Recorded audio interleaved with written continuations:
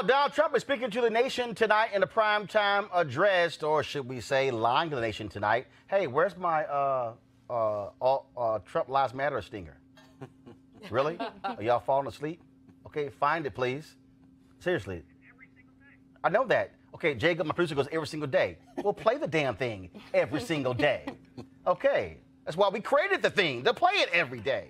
All right, all the broadcast networks and all the cable networks caved into Trump's request to speak on his border wall. Now, remember, when President Barack Obama wanted to address the nation on immigration in 2014, the broadcast networks refused his request, maybe because he wouldn't tweet about him and dog him, but they went ahead and went along with Trump. Now, he is trying to salvage his campaign promise to build a wall, which Mexico is not paying for, even though he said Mexico was going to pay for it. He's also declaring there's a humanitarian crisis on the border, which we haven't been able to find. Now, to the extent there is a crisis on the border, Trump caused it himself with his zero-tolerance policy. Here to talk about the true situation on the border is Dr. Nyambi Carter from Howard University, who's currently working on a book about black opinion on immigration in the United States, in addition to studying President Trump's immigration rhetoric and its influence on voters. All right, Doc, let's get right to it. So earlier today, the White House signaled that he may declare this national emergency, which would give him the power to, I don't know what the hell, create this wall. But now they're backing off of that. So what do you make of all of a sudden there's this national security emergency due to the border, the southern border? Well, it's not an emergency. Really, the president has created the emergency, as you rightly pointed out. The truth is, most of the people at the border are seeking asylum.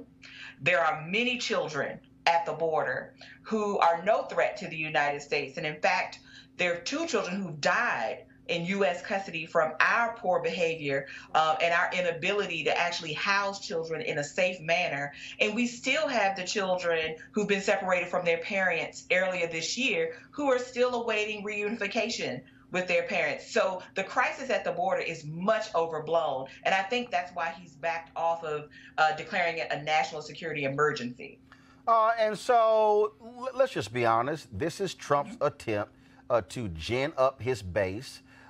Because conservative media attacked him when the Senate passed the budget that 100 to 0 to reopen the government, and he leaned on the House not to pass that in order to get money for the wall, which Mexico was supposed to pay for, but Mexico is not paying for. He wants American taxpayers to pay for, even though he lied and told us Mexico was going to pay for it.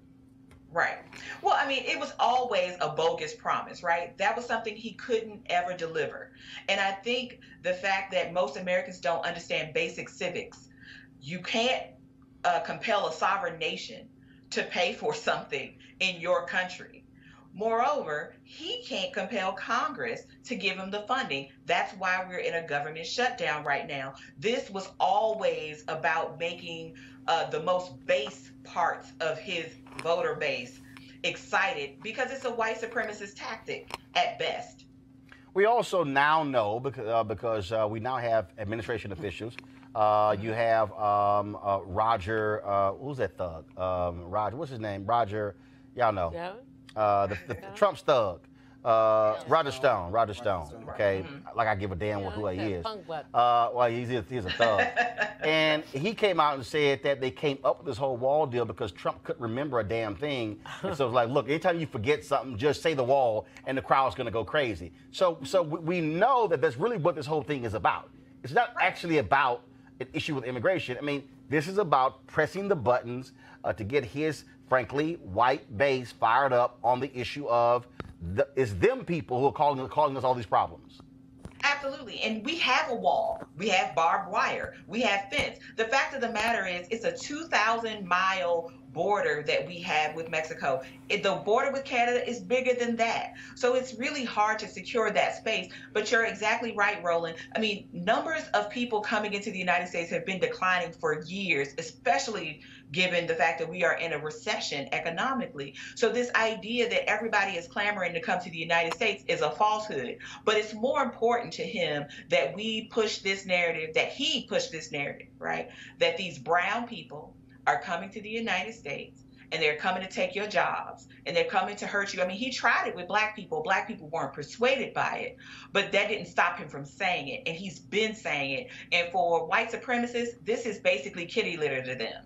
Right? This is the kind of stuff that they want to hear. Keep America white and keep all those brown people out, and everything will work out fine. So he's supposed to speak for 7 to 8 minutes. I don't believe that for a second. I think he's probably going to forget what he's doing and go off on a tangent. It might be 15, 20 minutes. And then he's supposed to go down to the southern border on Thursday. Again, to me, it's more histrionics. This is somebody who is, frankly, this is all he has left. And I think even Republicans are getting tired of the drama because now we're seeing TSA people say, look, I'm going to quit because I gotta feed my family. Other individuals who are saying, I can't pay bills. And then for him to say, oh, I know how you feel. No, you don't. You've been rich your whole life. And so even so, I think you have members of his base who are realizing their lives are about to be impacted as a result of him not trying to keep the government open.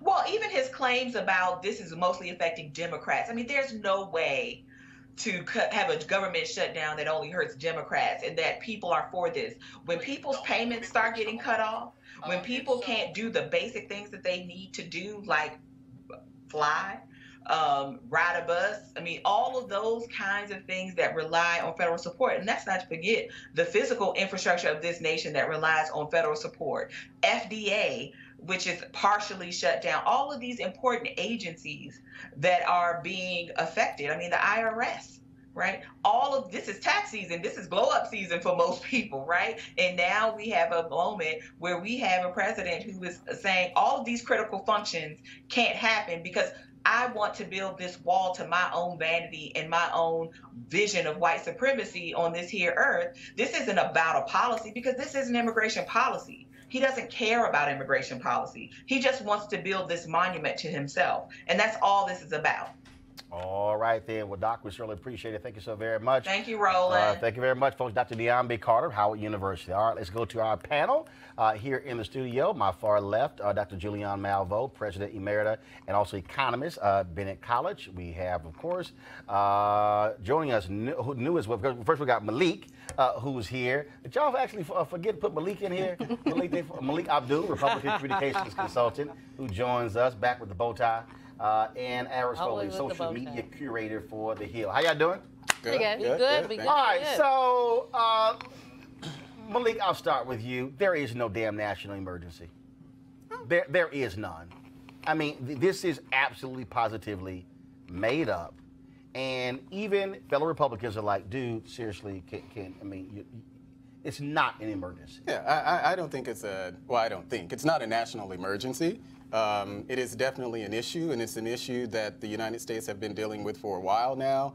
The Democrats, I understand that Nancy Pelosi now thinks.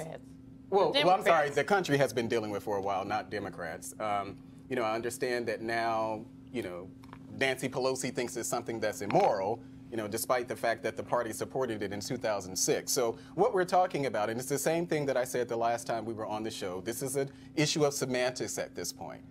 We know that there will not be a wall to stretch the entire border of the United States. So what we're talking about now is similar to what we talked about in 2006. So why does he keep lying then? Because first of all, because he throws out stuff like eminent domain.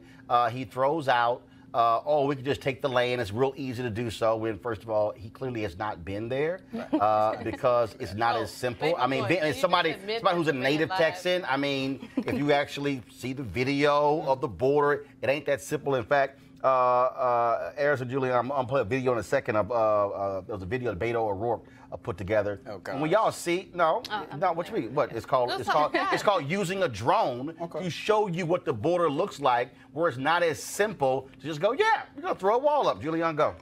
Here's the deal. You cannot make chicken salad out of chicken spit. So that's what I'm saying. I'm cleaning it up because I'm on Roland show. But here's the deal.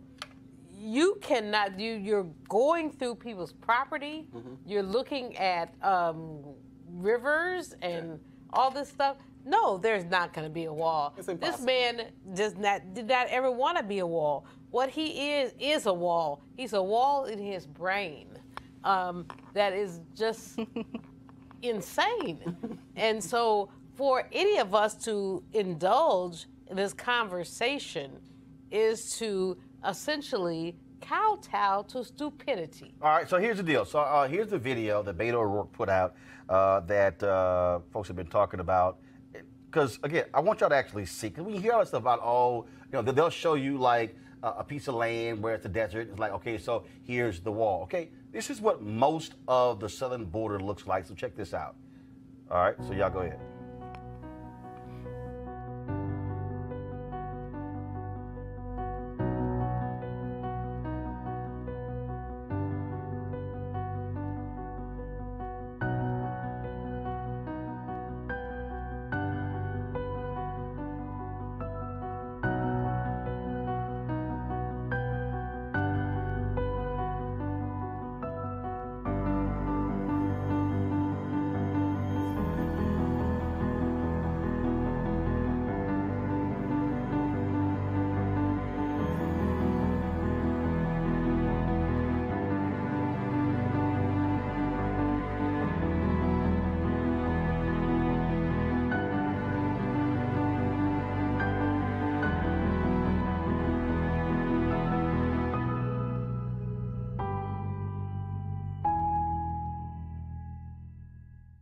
Okay, Aris, you can't put a wall right there. It's a river, okay? It's a river, and it's Mexico on one side and the U.S. on the other. You can't just say, I'm going to throw a wall up right there. Yeah. Well, I mean, I think what you said before, too, a big part of it is just pandering to his base. Even the primetime address tonight, it's probably very unlikely that Democrats, especially a Democratic-controlled House, will actually meet his demand for $5 billion for a border wall. But, I mean, cable news outlets are going to pick it up anyway because Trump is able to bring in ratings. That's what it is. It's and there's eyeball. a reason why Obama, also, I mean, we're entering the 18th day of the shutdown. I think the longest ever shutdown on record was 21 days in 1996.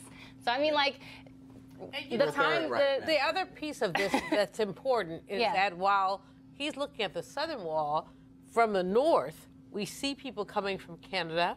Mm-hmm. We see white people coming. We see Paul Ryan. Oh, yeah, no. They don't mind white people. They don't mind white folks. Yeah. I mean, Paul Ryan going out tried to get thousands of visas for folks from Ireland. People. Well, anyone who's not from a shithole country. Right, precisely. But that's the other piece of it is how you talk about you're so afraid about people coming in when the fear ought to be that people come from airlines, they come from Canada, they come from all these places. These people are not threats to us. These people are, in fact, we stole all this. Hold on, I'm gonna do this here. So I'm gonna play another video of O'Rourke, and again, because I need y'all to understand. I want y'all to actually see what the border looks like. So here we go to my iPad. Roland, you and your iPad.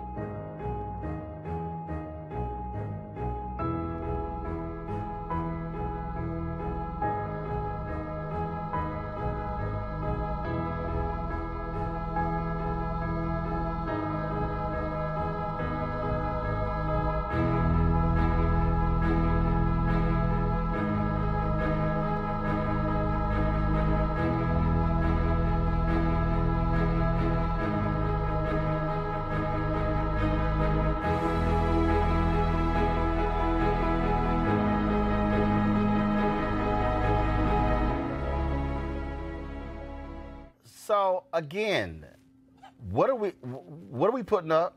Well, so we already have a wall. We know that a wall is there. Actually, there's several walls. Right. Yeah, and like whatever variation you call it, and I think that, I agree with what we're really talking about, whether you call it a wall, whether you call it slats, whether you call it a fence, barbed wire, whatever it is, it's something that's it's a barrier. So that's really what we're talking about. We're talking about a barrier. The wall has become a symbol of whatever. So the wall has become rhetorical. The wall that we already have. No, rhetorical bullshit. Excuse my language. Rhetorical bullshit. Flourish. Because this man has used the notion of a wall that Mexico was supposed to pay for. That we never believed. Which we never believed. No. We didn't believe it. But them fools believed it. Who voted for him? Oh, yes, they did. Well, some did. But here's the point. No. The folks who can't read in West Virginia and some of them other states believed it. At the end of the day, here's the problem. It's rhetorical bullshit that this man has used to essentially Yep. clown our nation. But it's something that we already have, though. We already have a wall. We have barriers. We have a border wall. security. We have border. Hold on. Which wall? Concrete, steel, depends. or We- cement? It depends. It Well, depends we on have like the very always- variation. Or whatever that means. Always had border look, security. We've always had some sort of barrier. We have had Okay, how about this Trying to here? shore up the It's three of barrier. y'all here. Who thinks he gonna lie tonight? Who believes? lie every night. Who believes? Every who time he believes? opens his mouth, he if- lies. raise your hand if you believe the speech that he's gonna give tonight is going to be completely truthful. Hey. Hey. Completely truthful. Raise your hand. Hey now. Nobody. So That's what all I- I'm saying. so what ain't I nobody. do Ain't nobody like. I ain't raising my damn hand. I don't know. Because you know his ass don't lie. No. Okay. You know, there could be. Yo, some are y'all flourish, okay? some- I'm trying to figure out why we sleep in the control room. I done gave you the cue. can Trump we- lying. Can you play the stinger? I mean, I'm like, Roland Martin. You set it up for him. Roland Martin. right? I mean, like I done music teed it again? up. They sit there like, yo, should we play it? Can we play your music again? Last somebody control room finally woke the hell up. Okay, it's all right, folks. You want to support Roland Martin Unfiltered? Be sure to join our Bring the Funk fan club. Every dollar that you give to us supports our daily digital show. There's only one daily digital show out here that keeps it black and keep it real as Roland Martin Unfiltered. Support the Roland Martin Unfiltered daily digital show by going to RolandMartinUnfiltered.com. Our goal is to get 20,000 of our fans contributing $50 each for the whole year. You can make this possible. RolandMartinUnfiltered.com.